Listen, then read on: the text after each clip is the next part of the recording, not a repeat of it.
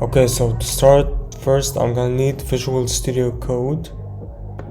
I'll provide the links in the description of the video. To download Visual Studio Code, I just click here, or I can click and see the different features for different platforms.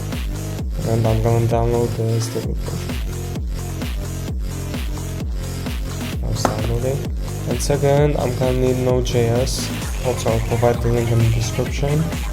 And in here, I'll just click to download the current version. Okay, so after I'm done with the installation process, I'm gonna go and create a new folder that's called JS. Then I'm gonna open Visual Studio Code, open folder,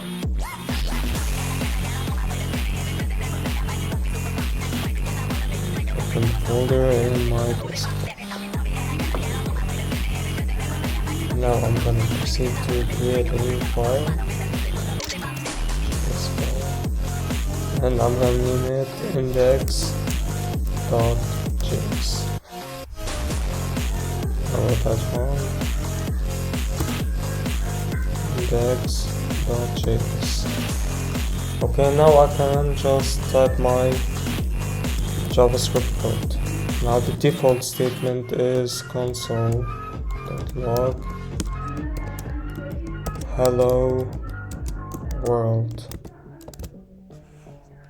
Okay, where's that semicolon?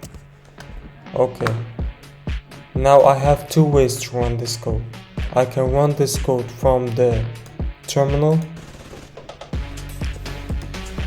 by typing node index.js,